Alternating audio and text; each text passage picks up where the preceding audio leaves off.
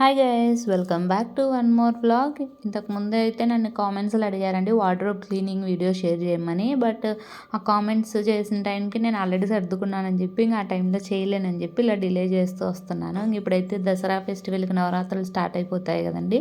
So ఎలాగో cleaning చేసుకుంటాం కదా, ఇంకా ఫస్ట్ డే ఎలాగో వార్డ్రోబ్ క్లీనింగ్ చేద్దామని చెప్పి డిసైడ్ అయ్యాను. ఇంకా అందుకని చెప్పి ఈ వీడియో షేర్ చేస్తే వాళ్ళు అడిగింది నేను చూపించినట్టు ఉంటుంది. అలాగే నేను ఎలా సర్దుకున్నానో అందులో ఏమైనా కొన్ని టిప్స్ ఎవరికైనా యూజ్ అవుతాయి అన్న వేలో ఇది షేర్ చేసుకుంటున్నానండి. ముందైతే ఎప్పుడు ఇంకా అన్నీ ఒకేసారి క్లీన్ చేసుకోవాలి అన్న వేలో ఉండేదాన్ని. ఇంక ఇప్పుడైతే మనకి పిల్లలతో అన్నీ ఒకేసారి అంటే అవ్వదు కదండి. ఇంకా మా వర్ష అయితే స్కూల్కి వెళ్ళడం స్టార్ట్ అయింది కాబట్టి నాకు ఇంకా తను స్కూల్కి వెళ్ళిన తర్వాత క్లీన్ చేసుకోవడమే ఇష్టము. తను వచ్చిన తర్వాత తనతో స్పెండ్ చేస్తూ అలా ఉండడం సరదాగా నచ్చుతుంది. సో అందుకోసం అని చెప్పి ఇంకా తను స్కూల్ నుంచి వచ్చేలోపు అన్నీ అయిపోవు కదండి. సో ఓన్లీ ఇది ఒక్క రూమ్ క్లీన్ చేద్దాం ఈరోజు బట్టల పంచాయతీ అయిపోతాయి అన్నట్టుగా ఫస్ట్ అయితే అన్ని బ్యాగులు పైన ఉన్నవన్నీ కింద దించి పెట్టేశానండి. లాస్ట్ మంత్ అయితే మ్యారేజెస్కి అని చెప్పి అటు ఇటు తిరిగేసాం కదా, ఇంకా సో అవన్నీ ఉతికినవి అన్నీ అలానే పైన పెట్టేశాను. అందుకని లోపల పెట్టాల్సినవి అన్నీ డిసైడ్ అయ్యి ఒకేసారి సర్దుకోవచ్చులే అని చెప్పి ఈరోజు స్టార్ట్ చేశాను. ఫస్ట్ అయితే కర్టన్స్ తీసి ఉతికేస్తే తెగిన మనం ఇవన్నీ క్లీన్ చేసుకునే లోపు అవి ఆరిపోతాయి కదా అన్నట్టుగా అవి తీసి అయితే వాష్ చేసేసాను. ఇంకా తర్వాత అయితే బూజులు తీసేస్తే దానిలో దుమ్ము అంతా తర్వాత సర్దిన తర్వాత పడుకోకుండా ఉంటుంది కదా అని చెప్పి ఫస్ట్ అయితే మొత్తం బూజులన్నీ అయితే దులిపేశానండి. నాకు ఎందుకో క్లీనింగ్ అంటేనే మెయిన్ అండి. స్టెప్ బై స్టెప్ స్లోగా కానీ చేసుకోవాలి. నాకు నేనుగా చేసుకుంటే ఇంకా బాగా నచ్చుతుంది. సో అందుకోసం కొంచెం లేట్ అయినా పర్లేదు, నా క్లీనింగ్ నేనే చేసుకోవడానికి ఇష్టపడతాను. మనకి నెక్స్ట్ రూమ్లో ఎక్కువ దుమ్ము పట్టుకునేది అంటే ఫ్యానే కదండి. సో అందుకోసం అయితే నేను ఇట్లా పాతవి పిల్లో కవర్స్ ఉంటాయి కదండి, సో అవైతే అలా దాచుంచుతాను, ఇలా యూజ్ అవుతాయని చెప్పి. ఆ పిల్లో కవర్ని అయితే ఇలా మనం ఫ్యాన్ రెక్కకి ఎక్కిచ్చేసి క్లీన్ చేసేస్తే అందులో ఉండే డస్ట్ మొత్తం కింద పడుకోకుండా మొత్తం అందులోనే ఉండిపోతుంది. సో అట్లా గలీజు కాదు, మనకి డస్ట్ అలర్జీ ఉన్న వాళ్ళకి కూడా ఇది చాలా బెటర్ అండి. ఫస్ట్ అయితే ఇలా మొత్తం డ్రై క్లాత్తో అనేసుకోండి. అది అయిపోయిన తర్వాత ఇంకొక క్లాత్ తీసుకొని ఒక సైడ్ కొద్దిగా వెట్ చేసుకున్నాను, కొంచెం డ్రైగా ఉంచుకున్నాను. ఎందుకంటే అట్ ఏ టైమే మనం క్లీన్ చేసేసి తడిగా ఉన్నదంతా మళ్ళీ పొడిగా ఉన్నదంతా తుడిచేస్తే నీట్గా అయిపోతుంది. నేను ఇవైతే నాప్కిన్స్ కూడా అండి పెద్దగా కొనను. ఇవి టవల్స్ యూస్ చేసి ఉంటాం కదండి, ఆ టవల్స్ మనం కొద్ది రోజులకైతే ఇంకా మార్చేస్తూ ఉంటాం కదా, ఆ వాటిలో ఏదైనా సరే ఇంకా బాగుంది ఇది బాగా వాటర్ అబ్జర్వ్ చేసుకుంటుంది అనే వాటిని ఇవన్నీ చిన్న చిన్న నాప్కిన్స్ లాగా కట్ చేసి దాచి ఉంచుతాను, ఇలా క్లీనింగ్కి యూజ్ అవుతాయని చెప్పి. ఇప్పుడైతే ఫస్ట్ తడిగా ఉన్న సైడ్ అనేసి నెక్స్ట్ వెంటనే డ్రై సైడ్ ఉన్న దాంతో క్లీన్ చేసేసాను. చూడండి ఫ్యాన్ మొత్తం బాగా కొత్త దానిలో నిగనిగలాడుతుంది.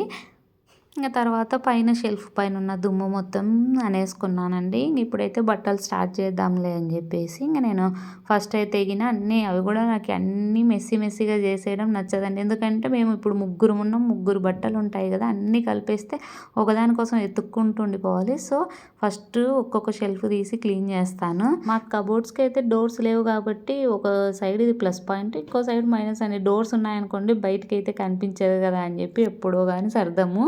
బట్ మాకు ఇలా లేకపోవడం వల్ల ఏంటంటే నేను జస్ట్ ఓన్లీ కర్టన్ ఒకటి వేసేస్తాను. సో మనకే గలీజ్గా అనిపిస్తూ ఉంటాయి కాబట్టి మధ్యలో అప్పుడప్పుడు సర్దుకుంటూ ఉంటాను. మైనస్ ఏంటి అంటారా, ఒకసారి ఎంత సర్దినా సరే ఇంకా అలానే బయటికి ఎక్స్పోజింగ్గా కనిపిస్తున్నాయి కదా అని చెప్పి అదొక ఫీలింగ్ ఉంటుంది. ఇప్పుడైతే కొన్ని ఆల్రెడీ మా వర్షి పక్కన వేసి ఉంటాను కదండి పైకి అయిపోయిన డ్రెస్సులు అలావి. సో తన డ్రెస్ తీసుకొని అయితే ఫస్ట్ మొత్తం దుమ్మునైతే క్లాత్తో వేస్తున్నాను. చీపుడుతో అనుకుంటే మనకు సన్న దుమ్ము రాదండి, అందుకోసమని క్లాతే బెటరు. ఇంకా తర్వాత అయితే వెట్ క్లాత్ తీసుకొని మొత్తం క్లీన్ చేసేసుకుంటున్నాను. ఎక్కువ వాటర్ అయితే అప్లై చేయట్లేదండి, ఎందుకంటే వుడ్ మళ్ళీ చెదలు పట్టేస్తుందేమో అని చెప్పేసి. మనకి ఇంకొక వేరే క్లీనింగ్ ఉందనుకోండి, ఇవి అలా తుడిచి వదిలేస్తే అవే ఆరిపోతాయిలే అనుకోవచ్చు. బట్ ఇప్పుడు నేను అలా లేదు కదండి, ఎప్పుడప్పుడు తీసి అలానే సర్దేయాలనుకున్నాను కదా, సో వెంటనే డ్రై అవ్వాలంటే అని చెప్పేసి ఇంకా నేను ఇలా డ్రై యూస్ చేస్తాను. నాకు కిచెన్లో అయినా సరే తొందరగా పని అయిపోవాలంటే ఈ డ్రైయర్ని మాత్రం నా హెయిర్ కంటే ఎక్కువ ఇలా షెల్ఫ్లన్నీ ఆరబెట్టడానికి ఎక్కువ యూస్ చేస్తాను. ఇంకా నెక్స్ట్ అయితే ఆ పాత పేపర్లు అన్నీ తీసేసి న్యూ పేపర్స్ అన్నీ వేసి రీప్లేస్ చేసుకుంటున్నానండి.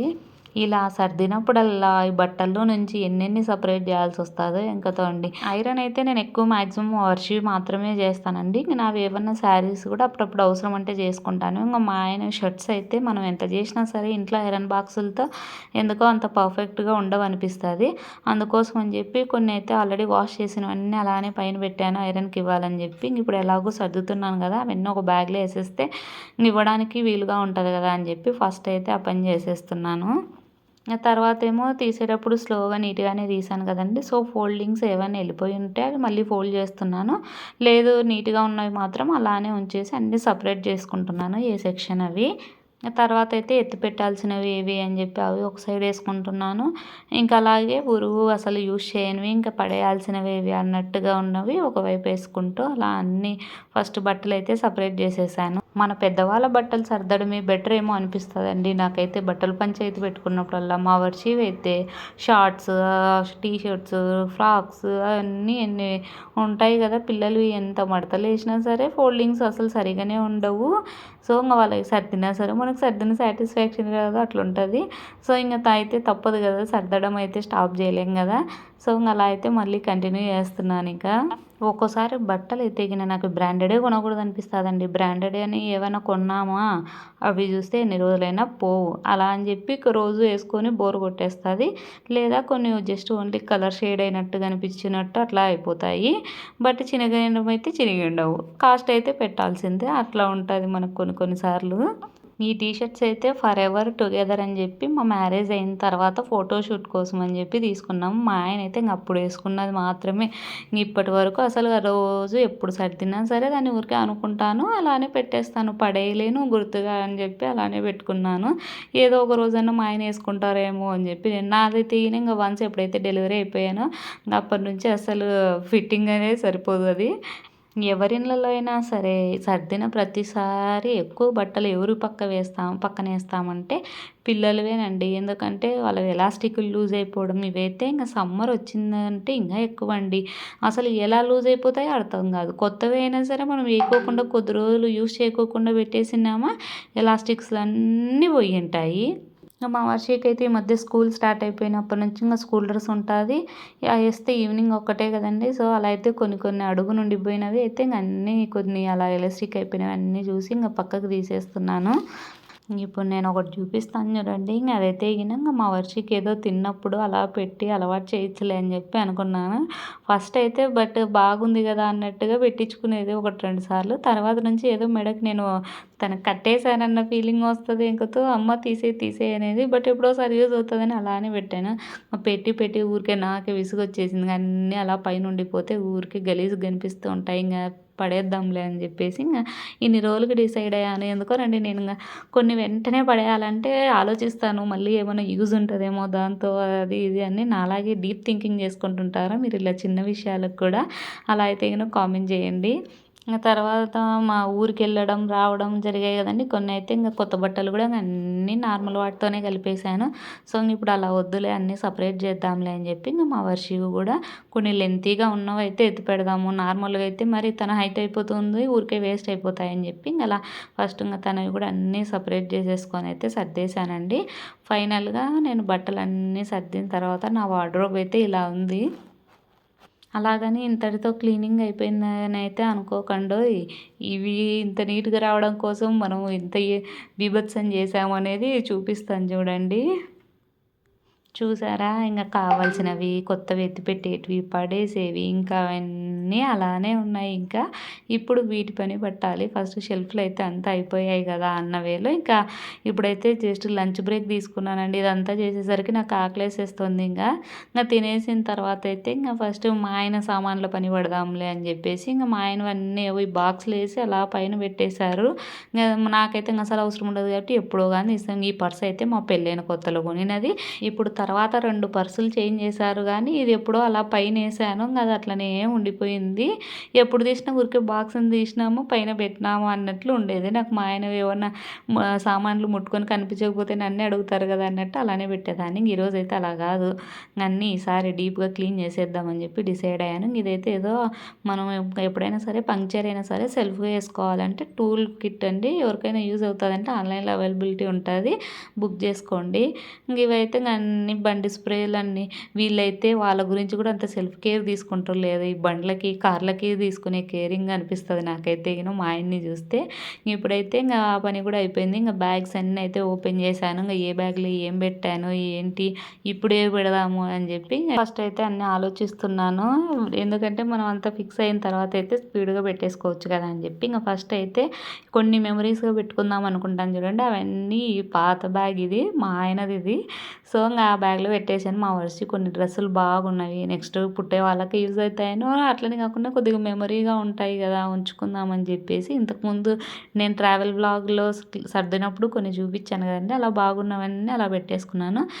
ఇవైతే అన్నీ ఒక కర్టెన్, అది వేస్ట్ కర్టెన్ అని చెప్పి అందులో అన్నీ వేస్ట్ క్లాత్లు అన్నీ ఇంతకుముందు కూడా కొన్ని పక్కకు తీసాను. అందులో అన్నీ ఇప్పుడు అన్వాంటెడ్వన్నీ పెట్టేయచ్చులే అని చెప్పి డిసైడ్ అయ్యాను. నా శారీస్ అయితే ఇప్పటి నుంచి కొంచెం ఎక్కువ శారీస్ కడదాం. మళ్ళీ ఊరికే ఇలా డ్రెస్సులు అని అయిపోతే శారీస్ అయితే నాకు బ్లౌజులు ఏవి ఫిట్టింగ్ కరెక్ట్గా ఉన్నాయో కూడా లేదు తెలియదండి. సడన్గా కట్టుకుందామని చెప్పి చూస్తే అయ్యో అప్పుడప్పుడు కట్టుకుంటూ ఉంటేనే కదా మనకి తెలుస్తుంది అని అనిపిస్తుంది.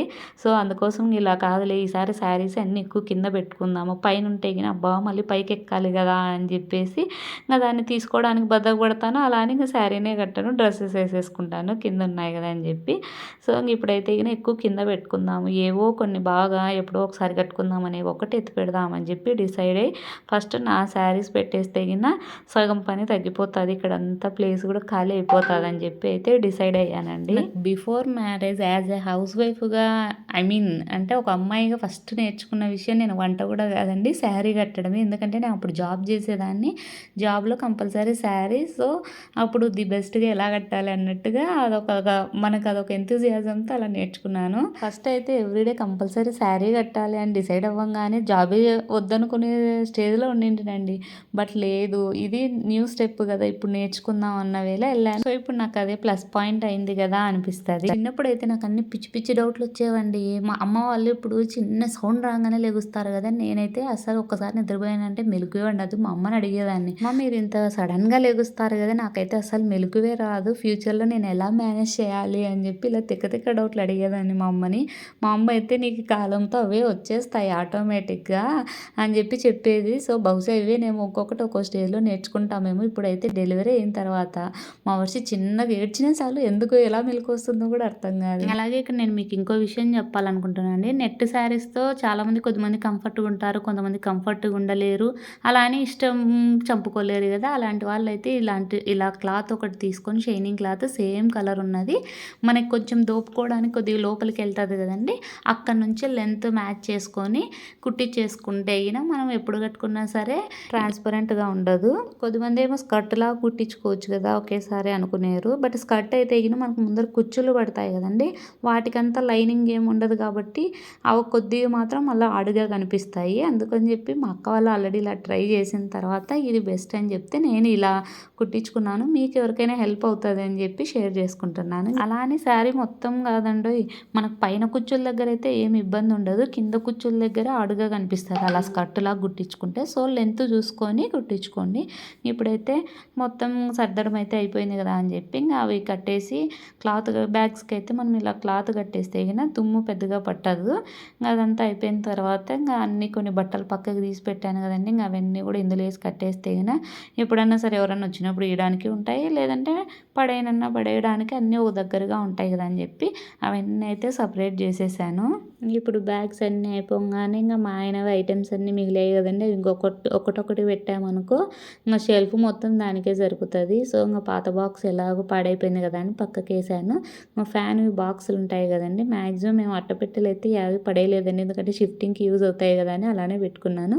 సో ఇప్పుడు దాంట్లో పెట్టేద్దాంలే కదా, అన్నీ తీసుకోవడానికైనా చిన్న బాక్సే కదా వీలుగా ఉంటుందని చెప్పి ఫస్ట్ అయితే దానికి అన్నీ సర్దేశాను. తర్వాత అయితే మిగిలినది ఆ రూమ్లో విండో మాత్రమే. సో ఇట్లాంటి విండోస్ అయితే స్లైడింగ్ స్లైడింగ్ డోర్స్ ఉన్నవి. మనకేమో యూజ్ చేసినప్పుడు బాగా అనిపిస్తాయి కానీ క్లీనింగ్ టైంలో మాత్రం భలే పని అండో ఇవైతే. ఇవి పెయింట్ బ్రష్ తీసుకొని నిదానంగా అనుకుంటేనే సరిపోతుందండి. ఎందుకంటే లోపల దుమ్ముకంతా మన వేళ్ళు వెళ్ళవు క్లీన్ చేద్దామంటే. అందుకు ఇలాంటి బ్రషెస్ అయితే బెస్ట్. బ్లోయర్ యూజ్ అవుతుందిలే అని చెప్పి అది కొన్నాను కానీ అండి అది ఛార్జింగ్ ఏమో జస్ట్ ఒక విండో మొత్తం క్లీన్ చేసే వరకు కూడా ఉండట్లేదండి. సో ఇంకా దాంతో మనకు సెట్ కాదులే, మన పాత పద్ధతి బెటర్లే అని చెప్పి నేను ఇదే చేసుకుంటున్నాను. ఇంకా దీంట్లో ఇంకొక డిసడ్వాంటేజ్ ఏంటంటే అండి అంత దుమ్ము అయితే కిందకి చేరిపోతుంది. దాన్ని బయటికి తీయాలంటే అదొక పెద్ద తిప్పలండి. ఇంక స్పూన్ కానీ అట్లా ఏదో ఒకటి తీసుకొని ఇంకా అంతా బయటకు అనేసుకుంటే తప్ప క్లీన్ కావు. ఇప్పుడు విండో కూడా అయిపోయింది. అట్ లాస్ట్ ఇంకా బెడ్ అండి. మనం ఇంకా బెడ్ నీట్గా ఉంటేనే మనకు రూమ్ అంత నీట్ అనిపిస్తుంది. ఈ బెడ్షీట్ అయితే మొత్తం ఎలాస్టిక్ వచ్చిందండి 4 కార్నర్స్. జస్ట్ మనం అలా ఎలాస్టిక్ ఎక్కిచ్చేస్తే ఇంకా సైడ్ ఎక్కడికి కదలదు. మా ఆయన ఇది ఆన్లైన్లో చూసి బుక్ చేస్తారు. నాకు ఇలాంటి వాటిల్లో బాగా మా ఆయన హెల్ప్ అవుతారు. నేను చూడకపోయినా ఆయనే చూసి బుక్ చేసేస్తారు. ఇంకా ఇదైతే మా ఆయన మ్యారేజ్ అయిన తర్వాత నా ఫస్ట్ బర్త్డేకి గిఫ్ట్ ఇచ్చారు. అది ఎలా వర్క్ అవుతుంది అని తర్వాత చూపిస్తాను. టైం అయితే ఇప్పటికే దగ్గర 2:30, 3 అవుతుంది. ఇంకా మా వర్షి ఏమో స్కూల్ నుండి 3:45 లోపు వచ్చేస్తుంది. సో ఇంకా చకచకా కానీ చేద్దాం ఇంకా వీడియో తీసుకుంటూ అంటే ఇంకా లేట్ అయిపోతుంది కదా అని చెప్పి ఇంకా ఫస్ట్ అయితే బెడ్షీట్ అయితే వేసేసుకొని మొత్తం క్లీన్ చేసేసుకున్నానండి. ఇంకా రూమ్ కూడా మొత్తం ఇల్లు మొత్తం కసులు ఊడ్చి ఇంకా తడిబట్ట పెట్టేసుకున్నాను. మా వర్షి వస్తే నన్ను అసలు పని చేసుకొని కదా అని అయితే చెప్పను కానీ అండి బాగా కోఆపరేట్ చేస్తుంది కానీ బట్ ఈ డస్ట్తో వాళ్ళు ఉండి ఇబ్బంది పడుతూ ఉంటారు కదా అని చెప్పి మ్యాక్సిమం తను లేని టైంలోనే క్లీన్ చేసేద్దాం, ఇప్పుడు ఎలానో స్కూల్కి వెళ్తుంది కదా అన్న వేలో ఇలా డే బై డే చేసుకుందాంలే అన్న వేలో ప్లాన్ చేసుకున్నాను. ఇందాక చూపిస్తానని చెప్పాను కదండి. సో ఇలా దీనికైతే కంటిన్యూగా పవర్ సప్లై ఉండాల్సిందే. సెల్లులు ఏవో ఉంచారండి. ఇప్పటి వరకు అయితే సెల్లులు అయిపోలేదు. నేనేం రోజు అయితే ఆన్ చేయను. ఎప్పుడో ఒకసారి అలా ఇలా సర్దినప్పుడు అలా గుర్తొచ్చినప్పుడు ఒకటే ఆన్ చేస్తాను. మీకు ఎవరికైనా సరే మీ పార్ట్నర్కి ఇవ్వాలనిపిస్తే ఇలాంటి గిఫ్ట్ హెల్ప్ అవుతుంది అన్నట్టుగా జస్ట్ చూపిస్తున్నాను అంతే. వీటితో పాటు మా ఆయన ఇలా ఈ ఫోటోని ప్రజెంట్ చేశారు. బట్ అందరూ చూసినప్పుడల్లా నువ్వు ఒక్కటే ఉన్నావు మీ ఆయన లేదే అంటారు. బట్ ఏం చేయాలి చెప్పండి, నాకు ఆయన గిఫ్ట్గా ఇచ్చారు కాబట్టి ఆయన నాది ఒకటే ఇచ్చారు. ఇంకా ఐ హోప్ ఈ వీడియో మీకు ఎంతో కొంత హెల్ప్ అవుతుందనే వేలోనే షేర్ చేశాను. సో ఈ వీడియో మీకు నచ్చినట్లయితే ప్లీజ్ లైక్ చేయండి, షేర్ చేయండి, సబ్స్క్రైబ్ చేసుకోండి. అలాగే నేను ఎలా సర్దుకున్నాను అన్నది కామెంట్ చేయండి. ఇంకొన్ని ఏమైనా మీరు టిప్స్ ఇవ్వాలనుకుంటే అవి కామెంట్ రూపంలో చెప్పండి. Thank you.